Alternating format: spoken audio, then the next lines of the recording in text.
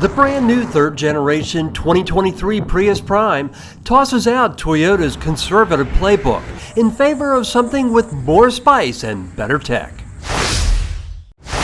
This is by far the best looking Prius ever made. I think that's pretty much beyond debate. So the real question is, did the rest of the car advance as much as the styling? That's what we're going to find out this week on EV Rider.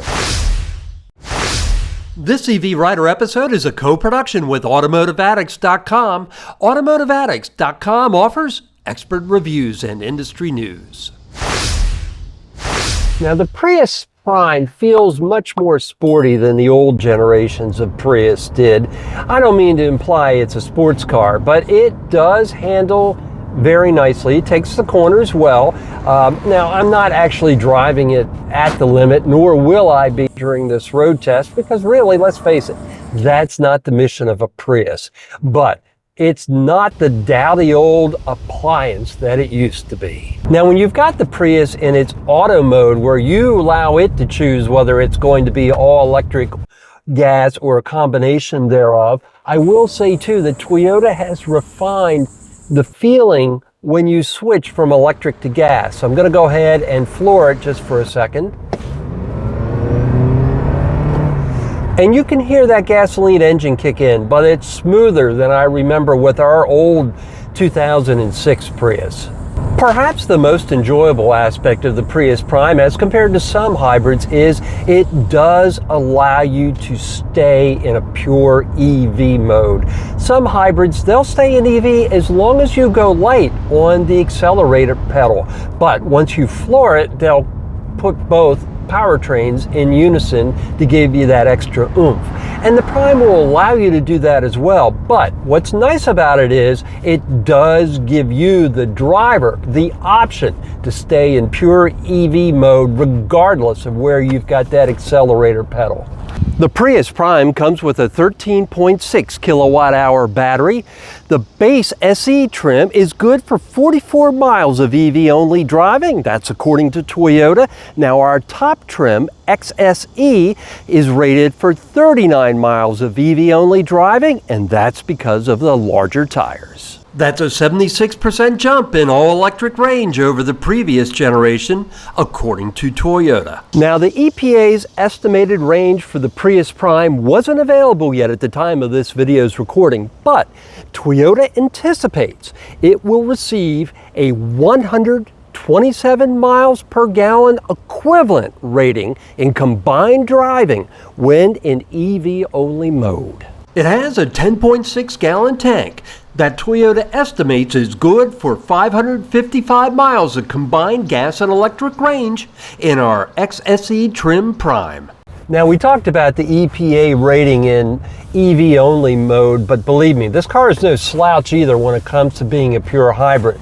If you were to choose to just drive it in hybrid mode, according to Toyota, you can expect about 50 miles per gallon. And based on my time with it, that seems about right. Even better, Toyota offers a solar roof option.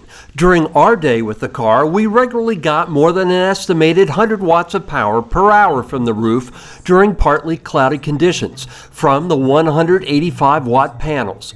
On a perfectly sunny Los Angeles day, Motor Trend generated just under a kilowatt of solar energy over 8 hours, good for about 4 miles of range, according to the car's readout.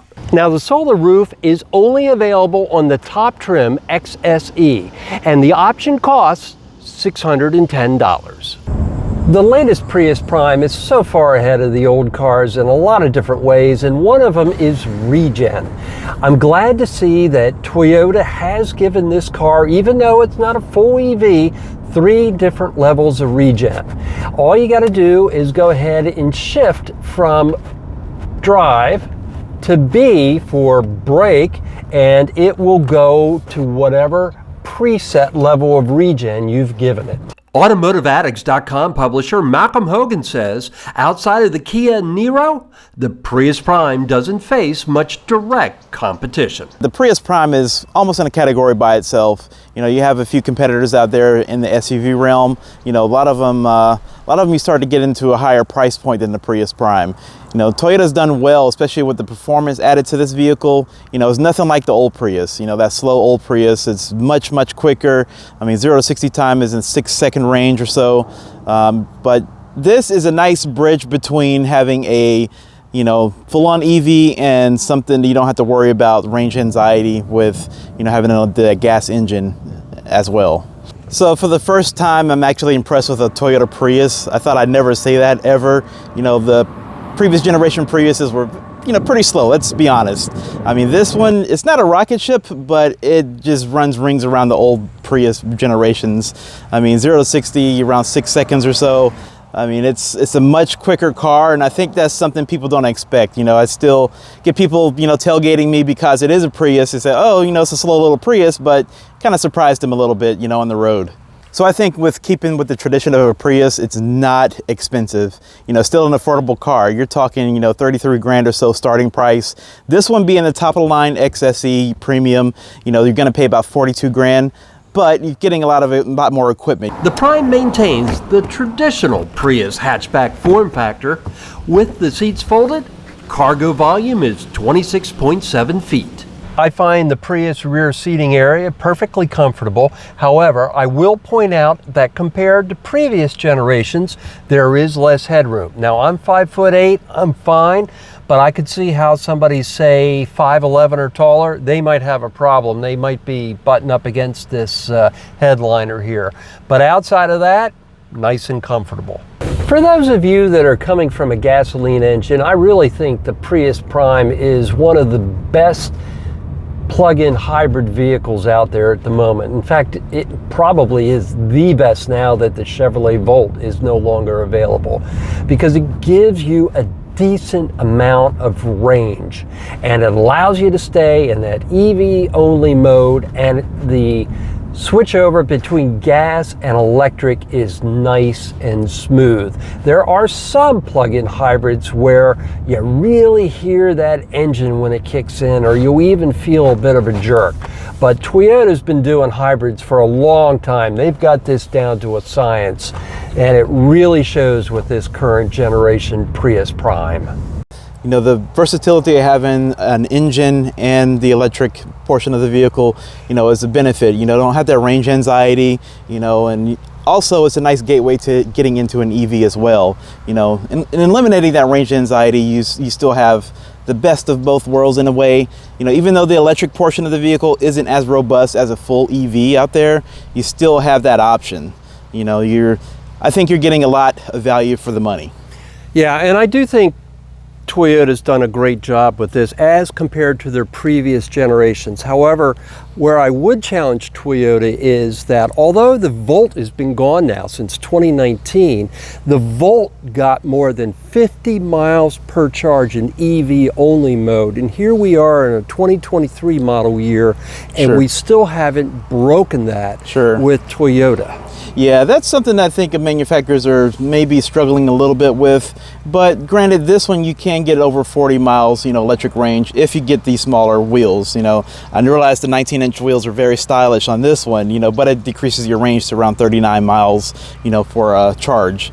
You know, I was able to get maybe around 34 miles, I believe, on my full trip, but I was playing around a little bit with the electric motor, so. Now, one area where the Prius did miss a prime opportunity comes to its level 2 AC charging. It's got a 3.5 kilowatt outlet. But here's the thing, way back in 2019, its former competitor, the Chevy Volt, had a 6.6 kilowatt charging outlet.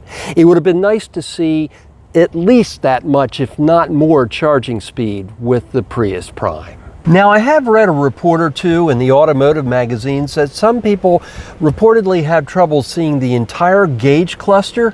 Personally, I didn't find that an issue, and the reason being, there's plenty of adjustment in the steering wheel, so I found it very easy to find a comfortable position that gave me a 100% view of the cluster. If anything, I enjoyed its placement because it's up nice and high, so it splits the difference between a traditional gauge cluster and a heads-up display. The gauge cluster is kind of on the smaller side, so you will not necessarily have trouble reading some of the things, but it takes a while to get used to, you know, some of the smaller dials, the information that you're displayed on here.